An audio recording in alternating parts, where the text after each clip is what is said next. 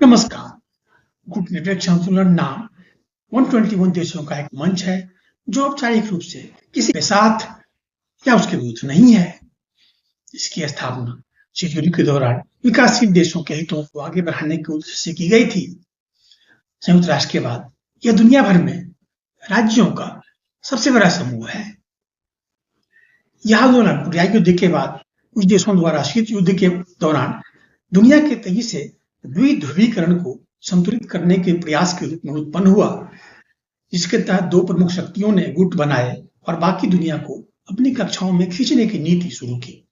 इनमें से एक सोवियत समर्थक समाजवादी गुट था, जिसका सबसे प्रसिद्ध गठबंधन वार्सा संधि था, और दूसरा अमेरिका समर्थक पूंजीवादी देशों का समूह था, जिनमें से कई नाटो के सदस्य थे।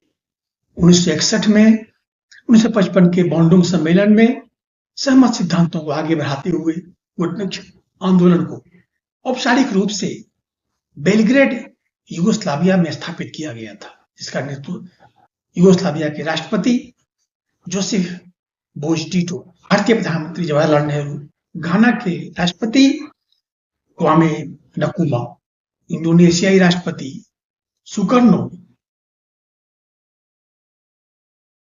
और संयुक्त अरब गणराज्य के राष्ट्रपति गमाल अब्देल नासेर ने किया था। गुटनिरपेक्ष आंदोलन के देश संयुक्त राष्ट्र के लगभग 2/3 सदस्यों का प्रतिनिधित्व करते हैं और इनमें विश्व की 55% जनसंख्या निवास करती है। सदस्यता विशेष रूप से विकासशील माने जाने वाले देशों में केंद्रित है। हालांकि गुटनिरपेक्ष आंदोलन में कई विकसित देश भी शामिल हैं। अपने फॉर्मेशन के शुरुआती वर्षों में ही नाम शिखर सम्मेलन आंदोलन तीसरी दुनिया की 3 प्रमुख समस्याओं का समाधान करने में काफी अधिक सफल रहा।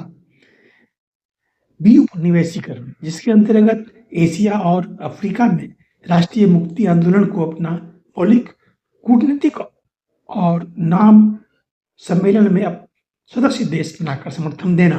निरस्त्रीकरण, जिसके अंतर्गत परमाणु हथियारों के पूर्ण उन्मूलन को नाम का अनिवार्य सम्मेलन और भरपूर समर्थन करना। नस्लीय भेदभाव की समाप्ति, जिसके अंतर्गत नाम देशों का सतत प्रयास शामिल है। वर्तमान में आकर नाम सम्मेलन की अनिवार्यता को उल्लेखित कई स्थान पर नहीं किया जाना नाम सम्मेलन का समाप्तिकरण की दिशा में कोई एक प्रयास नहीं है।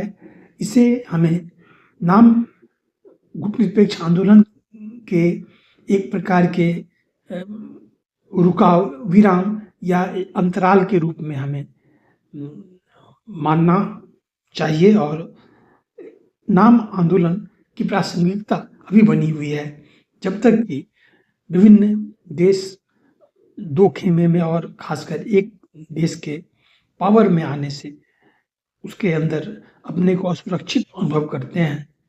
तो थैंक यू।